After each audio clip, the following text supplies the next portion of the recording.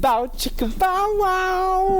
Hey everyone, this is Pete with us tonight from Juarez, Mexico. I got Pedro Amorin. How nice of you to take time out of your busy schedule tonight. Yes, it's either this or I chose to do this tonight. But what are you doing here? I'm gonna help you make the video. I'm gonna hold your hands to this troubling experience. Well, I got this, I think. You got this. Just stay out of the way while I work my magic. Yeah. So I guess I started a challenge that turned into a competition. Yeah, I mean, it's not really competition because everyone wins, I guess. I guess the reward is the experience and the knowledge, I guess. Yeah, that sounds so heroic, you know. I just did this because what I do is like I take the best meshes and I like copy what they did best, and then I just make fun of the rest of them. On my screen right now, I got all the meshes that was submitted. We got like 33 of them. So Pedro, tell people what the challenge is all about. The challenge, well, basically, you needed to round the corners of that box using those little. Yeah, you're supposed chamfers. To use these chamfers for these corners, and then subdivide the box. Yeah, I guess pretty much one of the main challenge was the 3 edge intersection, right? Yeah, you got 2 intersections there. You got how these. Just intersect. Yeah. And you got these 3, how they intersect and create that corner. It's a bit sneaky. I mean, I chose 3 segments for a reason. It's just like when you got 4 segments, you can do the nice like quad. Quad sphere. Even number of. Yeah, quad sphere kind of. And then everyone would do that, and that wouldn't have been any fun. So that's why I chose 3. Well, we have hard bevels, which is not good for tight edges. We have people that didn't use the right number of segments, didn't actually use the bevels that I gave them. Hard bevels. Here we still have hard bevels. No hard bevels, but kind of messy, strange geometry, non-planar faces, weird triangles. Lots of manual vert pulling. Yeah, pulling vertices by hand you should never do. You should rely on mathematically correct. Trying to be as procedurally as you can. Yeah, use your scale tools and use your primitives and so on. Don't move anything by hand, pretty much, unless it's a box shape. Don't move anything in a curve by hand. That should all be calculated somehow. We can mess the geometry still, but it's getting cleaner and cleaner. And now this is looking nice. Yeah. Okay, so now we get some kind of weird 3D Studio Max bevel here, but it's clean enough. It's again some weird stuff going on where it was like maybe it's just intentional but that's I think this is what happens when you like move stuff manually. Some weird triangles there. Okay, some strange triangles there.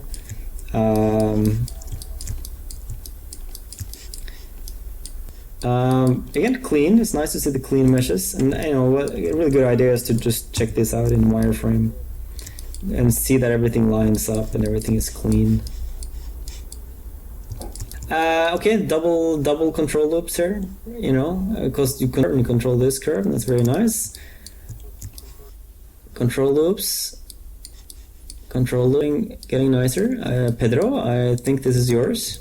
Why did you bevel this? Okay, I know why you beveled. It's because of the triangle, and also I was on my lunch breaks. If this was a hard corner, you would have to have a triangle. Stop being afraid of triangles. They're your friend. You can use them. I see 2 different approaches here to the corners. One with a triangle in the middle, and this one with all the quads. And they're both valid, but I'll make the case why this approach is much better in this case. Getting cleaner, nicer, more control loops. The more control loops, the better. Just be aware of where you put them, and then we're all the way up to the like right to the edge of our final. I think now we should have a look at some of the techniques. Les techniques. Les techniques, and here we have, what do we have here? Pedro, tell the people at home what we have here. It's polys. We got poly. Well, this is it's about curve control loops, because a lot of people actually do this, which is good. They have a loop, you know, on each side of the curve, but they place it too tight to the curve, because what actually happens is that the curve should be allowed to continue for another step, which means this length of step. And if you do that, you get a mesh like this. And the difference between these two meshes is apparent when you look at them subdivided. I'll turn off the thing here. Where's it? And yeah, it's more noticeable if you use an iSpec material, because for example, if you use a low gloss material, it might look that they look the same, but in reality they look pretty much different. Yeah, you can clearly see the crease in our edge in the curve. The other aspect of control loops is how many control loops are you supposed to use? Because we had a whole bunch of people they made the mesh like this. And that's what most people do, and I do that, and most of the time we do that, and that's fine. But it's not very accurate. I mean, exactly. That's the main thing. It's the perfectionist. Perfectionist challenge. I guess all those other meshes, if they smooth nicely, I guess they're production ready or something. Well, it's important to know the difference. It's usable. They're usable. I mean, because here I placed. Look, you have the red arrow pointing down on where I placed the edge. Now you see the edge moves when you subdivide. Right? Exactly. Yeah. And with it, it's not just the edge that moves. Actually, the whole surface here is curving, and you can see this curve stretches much further than you actually intended. So technically, what happens is that this edge is actually averaged by the surrounding geometry that is created when you subdivide. So it moves around. So you need another edge to balance that out. And some of the artists actually did this. They placed like an edge there right in the middle of the mesh. And that's fine. If you really want to control what happens with your shading and your mesh, you use double control loops. And this might seem like the tiniest of differences, but when you have a reflection map on this stuff, you'll notice. And it's generally more noticeable when you have lower levels of subdivision. The shading becomes more noticeable. So here we have three of pretty much the same object, but the chamfer methods are different. Here we got all points coming together, like a quarter of a sphere. Here we got a quarter of a quad sphere. And here we got something called, I don't know, let's call it constant width chamfer, where it actually doesn't get thinner. But for this challenge, the third option was definitely the best, and I'll get into why a bit later when we have a look at the top three. So each of these have their uses. Well, actually the first one is a junk, and we just discard that with these two. But they look quite different. Just be aware of how they look. Make this for yourself and check them out. Exactly, yeah. Top three! Respawn RT, third place. Do you know Respawn? Yes, he's an awesome modeler, yeah. Cool, awesome. I haven't been around for like a year or so. It's Robert. He's a good fellow. He's a good guy. Yes. He has a warm personality. I don't know who he is. And Robert has a mesh that's very, very similar to the winner. And it's kind of like hard to pick a winner, but I had to pick three, so I just miss a triangle here. I mean, why is there no triangle here? It actually subdivides nicer like that with the triangle. So what can I say? It has nice control loops, very consistent, and it's clean. I think everything is on where it should be. And it's very nice, very solid. What can I say? I put in that triangle. That triangle is copyright paid. Paid? That's me. Pair. Paid. Beck, do you know Beck? Beck, I know the singer. Is it the singer? Is he modeling? Yes, it is the singer. Oh God, he's making some awful music now. So I don't know. Unlike his earlier classic tunes. Yes, such as. What I like about this, even though it's got this triangle, and let me just up straight show you that the triangle doesn't do this mesh justice, because it comes to a point in subdivision here, and you can see that quite clearly when you look at the highlight, which is tiny and then goes wide. Yes. But what I like about this one is he has a whole bunch of control edges. You know, they make the mesh look messy. But okay, here's the thing, because with this mesh, I'm able to actually select all these loops and do whatever I want with them. I can chamfer them.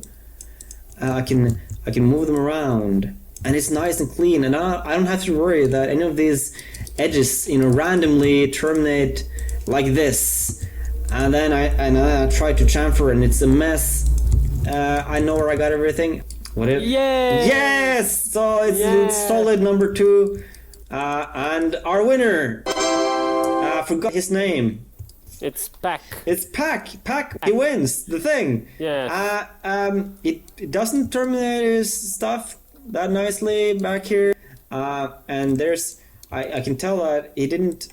He kind of did some manual tweaking, because you can see it's not symmetrical on the diagonal here. He has nice double edges, but not everywhere. There should be some double edges right here. There should be some double edges right about here. But he has them in some places, and it's all planar. It's all clean. I guess I neglected to have a look at this.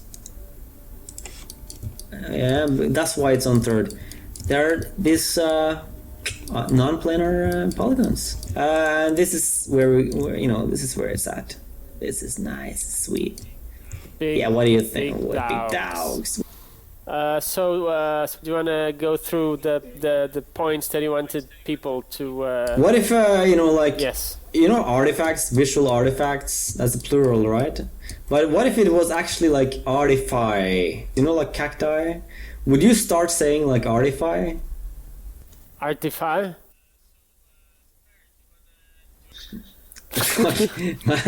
So I made this reference mesh at the beginning, just to familiarize myself with what I was actually challenging people to do. The purpose is money and fame. Okay, Pedro, are you ready to make the big bucks? Yes, I'm ready to make the big bucks. Okay, here we go. Let's talk about like what kind of things that I was looking for in people's meshes.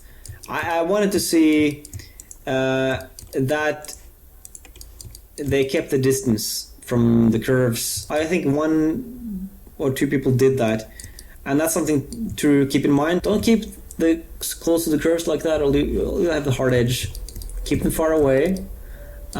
Keep them far enough away, and double control loop everything if you want things to be really, really tight. So you can see that here, and here we're keeping our distance, and all of these control loops here are the same width. I mean, they really are exactly the same width. That's how you should keep it. Just use tools that let you do that. You don't move these things around manually. Or if you don't know how to use the tools, just I guess copy a poly. But you got a reference polygon. Yeah. Copy it over like this, and then you move the. Use it as reference. Yeah, exactly. Or you can use copy paste on this kind of thing. So if you got a copy paste script, you copy it from here and you just paste it on there, and you're good to go. What else did I want to see? Well, double edges everywhere, because this is supposed to be. This is a perfectionist challenge, isn't it, Pedro? Perfectionist. Yeah, and nice clean loops that go around, so they don't have to worry about. I like the way you terminate the loops on the bottom of the model, because they do the round, they go around. Oh, they like that. Yeah, part of the reason why they do that though is because I use a symmetry modifier. I guess that's people don't are only used to mirror something on a specific axis and not rotate the symmetry modifier. Yeah, well, I guess that's the point too, because everyone doesn't have like modifiers. I mean, you got modifiers if you use Max, and I think pretty much all the other softwares, a modifier is basically something that you just apply and you collapse immediately. Whereas in Max, you can just leave the modifier there for just keep working, and it'll just mirror everything that you're doing. And generally, just keep things clean and consistent. These are the kind of things that I was looking for. It seems quite simple, doesn't it? It's so easy to make mistakes. I guess if I was to do a little recap thing, I would try and make the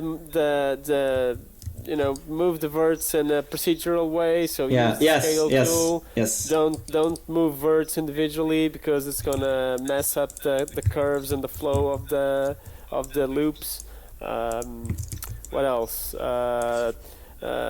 Use double control edges to keep the. I don't know what I'm saying, man. I wasn't actually listening to what you were saying. Yeah, like, doing me neither, man. Me neither, man. Are we done? Okay, so props to the winners, and actually props to everyone who participated. From the PMs that I was receiving, it just seemed that people really didn't view this as any kind of competition. They just wanted to show what they had, so that they might get some kind of corrections. And we didn't really have time to go through everything, but I think some useful advice in this video. If people can stomach our like dialects, especially mine, I think. Which is awesome, because it's actually two foreign guys trying. Let's just get one thing straight, okay? You're the foreign guy. What? Buff bros. Buff bros. Buff bros, yeah. Jesus Christ. This is gonna be so bad. This is gonna be awesome.